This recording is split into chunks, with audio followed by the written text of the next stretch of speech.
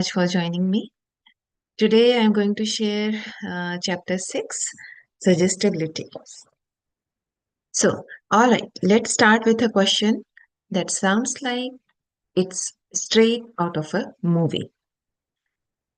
Could a normal, good hearted person be hypnotized to do something completely against their nature, like commit a crime, just because someone suggested it? Well, in this chapter, Dr. Joe Dispenza opens with a wild real life experiment that tested exactly that.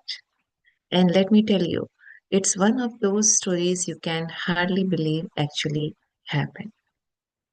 So, picture is this: it's a regular city, it's a regular day in the New York City.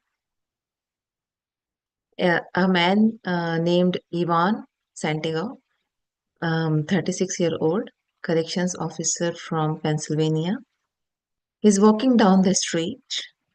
A normal guy with no criminal record. He has never fired a weapon in anger in his life. Out of nowhere, Ivan finds himself standing behind a velvet rope with paparazzi outside a hotel, waiting for a so called foreign dignitary. In one hand, he is holding a red backpack, and inside it, a pistol. And there is the twist. Ivan had no memory of how he got there. Moments later, a man walks out of the hotel carrying a briefcase. Ivan pulls out the gun and fires 3 times. But wait, it was all staged. The gun was a prop, and the dignitary was a stuntman, and this entire scene was part of a shocking experiment designed to answer a mind bending question: could hypnosis turn an ordinary man into a killer? The researchers behind this test were no amateurs. They were clinical psychologists, neuroscientists from Harvard and Oxford, and forensic experts. And actually, this all started with around 185 volunteers. There was a hypnosis tests. Only about 5 to 10% of people proved highly suggestible. These folks were screened for mental health risks, and only a few made it through increasingly stream tests. Like first participants were they were hypnotized, and they were told their chair were burning hot in a public restaurant. And most of them struggled. A few actually stripped down to their underwear on the spot, believing it true. Next, they had to step into a freezing ice bath. While being told under hypnosis it was warm. Everyone flinched except for one person, Ivan Santiago. Ivan sat there for over 2 minutes like he was lounging in a jacuzzi, while others, they lasted just for seconds. Ivan's heart rate, his breathing, everything stayed calm. At that point, the researchers knew this was their guy. Now, what made Ivan different wasn't that he was naive or weak minded, it was that under hypnosis, his conscious and analytical mind, the part of us that questions and analyzes things, it was simply stepped aside. It was beyond conscious and analytical mind. Once the analytical mind is out of the way, we become much more open to suggestions. And that's what hypnosis. and even the placebo effect rely on. So when Ivan believed the ice water was warm, his body responded as if it really was. So it was Ivan's belief. His subconscious took over and his physiology followed to that belief. He believed the water, iced water is a warm water, and his body accepted that and reacted that same way. Okay, you might be wondering, what does this have to do with healing and the placebo effect? This actually it's a lot. In previous chapters, Dr. Dispenza talked about people who healed chronic diseases, Parkinson's symptoms, depression, and even severe knee pain with fake surgeries and sugar pills. What was the common thread? They believed. They accepted the suggestion that they were getting better. They imagined the possibility of healing, and crucially, they emotionally surrendered to it. Right? So, here first, they accepted the suggestion, like they are feeling better, whatever you want. You first accept that, whatever suggestion you want to see in your life. And then they imagined it's already started happening. In this case, they started imagining they are healing. And then the important thing is they emotionally surrender to it as well, like it's already happening. They didn't resist. They didn't analyze, okay, if it is really happening or not. So that's why they started emotional. When they involved emotionally, they saw the result. So that's how this works. Once they did, their subconscious minds took over. Their bodies responded by creating the chemistry for healing, started boosting dopamine and regulating immune responses. And in some cases, they even start making new cells as well. And the amazing thing is, they didn't consciously control it. They simply planted the seed of belief. They just felt it emotionally, it's happening, and let go. They didn't analyze if it's really happening or how it will happen. So they just accepted it. They just surrendered it and just started with a seed of belief. But not everyone can do this. Some people have a very strong analytical mind. And that's the part of us that thinks like, this can't be happening. This won't work for me. This is just ridiculous. There are some people who say that, right? They don't believe on this. The more you analyze, the less suggestible you are. So Dr. Dispenza says, like if you're more analytical, you are very less, accordingly, you're less and less suggestible. And this is why under stress, people's minds become even more analytical. In survival mode, your brain doesn't care about new ideas or miracles. It just wants to stick with what's familiar and safe. And most of the time, people they are in survival mode. That's why stress actually blocks healing. The chemicals of stress shut down the very system you need to heal. So, if the people are more stressed out, they get sick faster compared to people who are, calm and happy because of their body chemistry. On the other hand, when you enter a calm, relaxed, and emotionally an open state, such as like during meditation, hypnosis, or deep gratitude, you lower those barriers, and that's when your body becomes more suggestible, and you can start reprogramming it.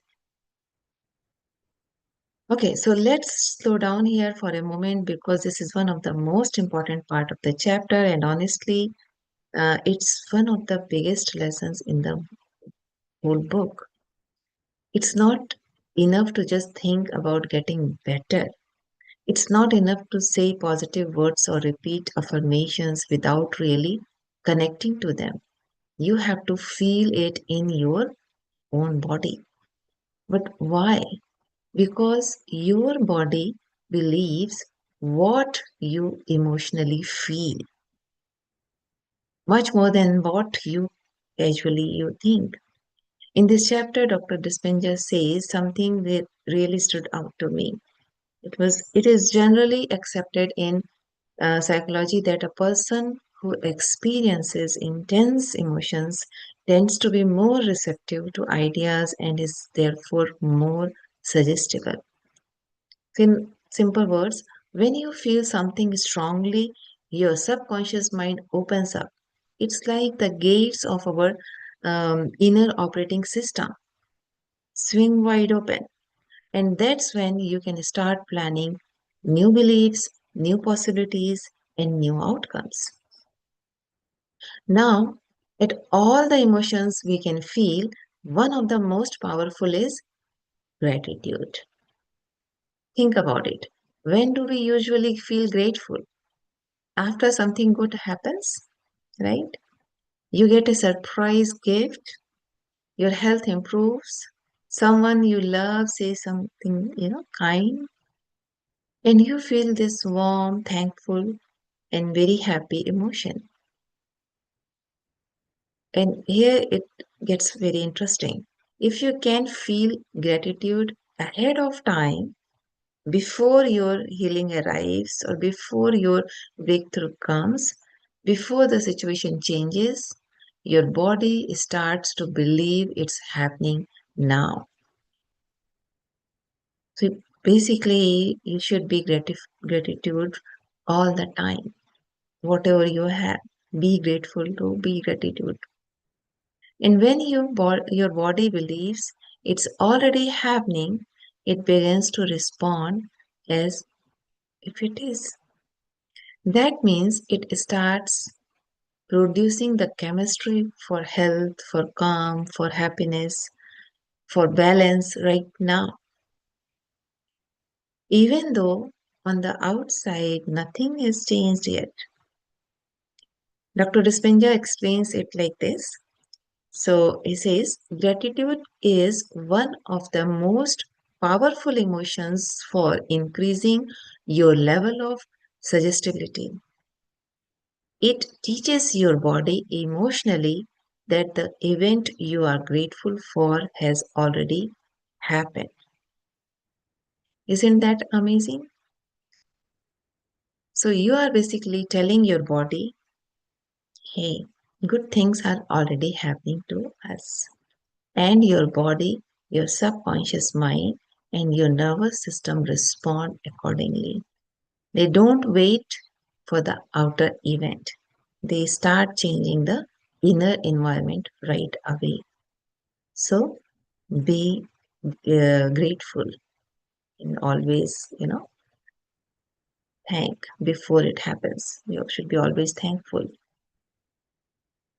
This chapter also reminds us that autonomic nervous system, the part of us that controls things like our heart rate, immune system, digestion, and healing, is activated through emotion. That means when you are really feeling something deeply, it bypasses the overthinking. Doubting part of your brain and reaches a part of your mind that can actually create changes in your body. And here is really good quote about that.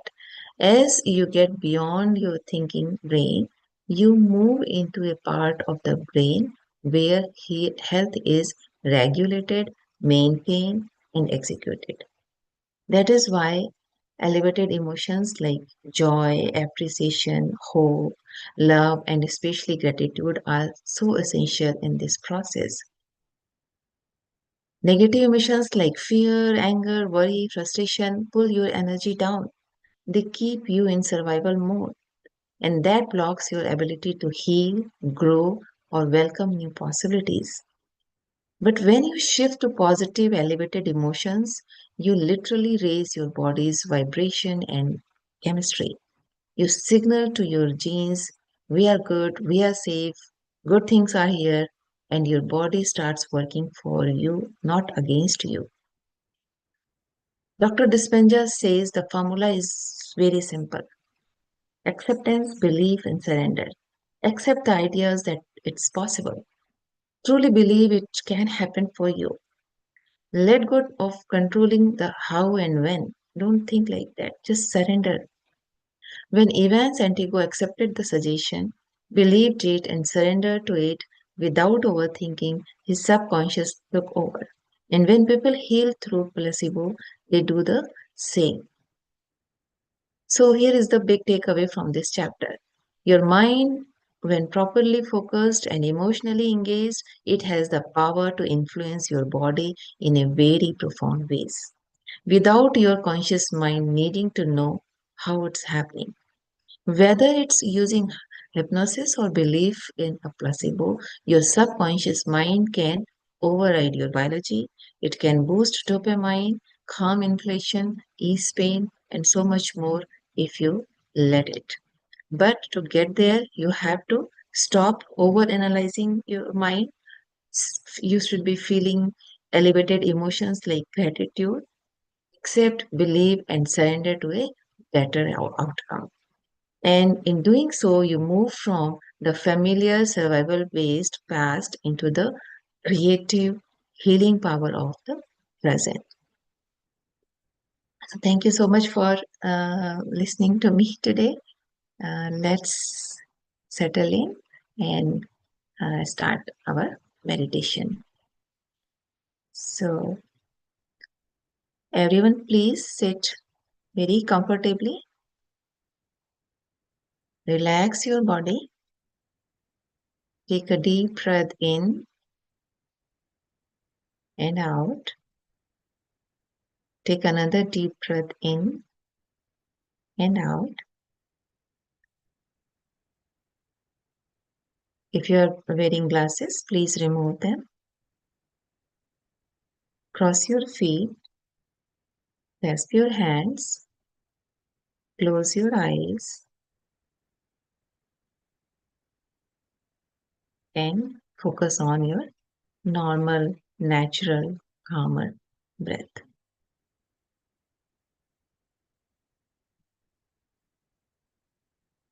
Be with your breath, masters. Be with your breath. Be with your breath, masters.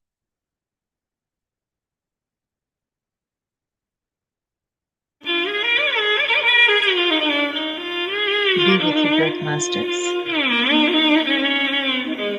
Thoughts will come. It's natural. Do not analyze them. Thoughts will come and go. Just focus on your normal, natural breath. We will continue our meditation for next 45 minutes. Be with your breath, masters. Be with your breath. Be with your breath, masters. Be with your breath. Be with your breath, masters.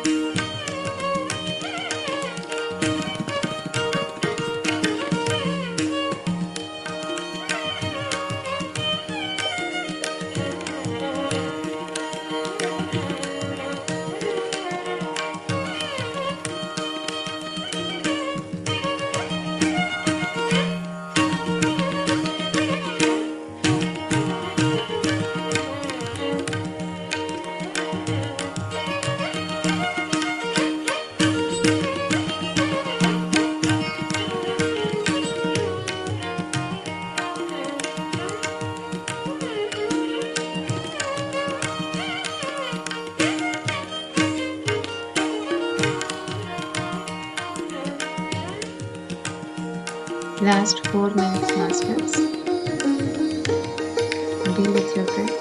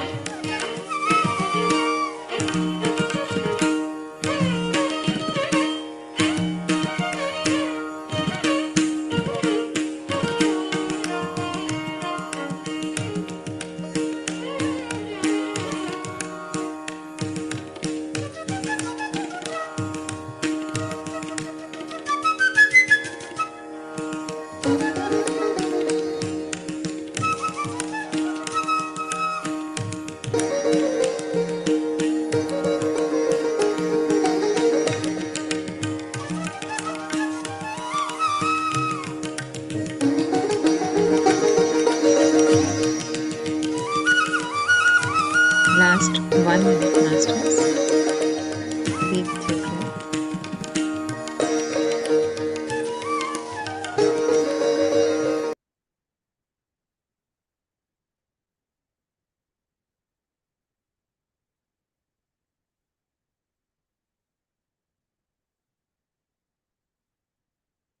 Last 30 seconds, masters.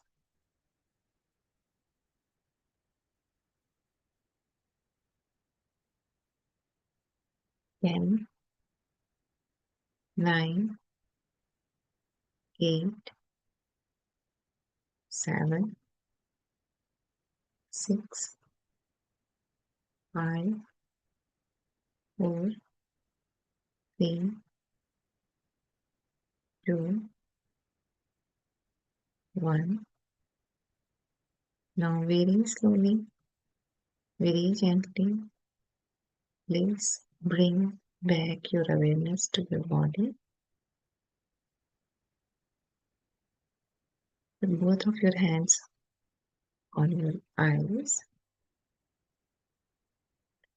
Slowly blink your eyes and open them. Look at your palms with baby smile and thank you. And thank yourself. Thank you, thank you, thank you. That concludes our meditation session today. If you have any question or comment, please unmute yourself and share.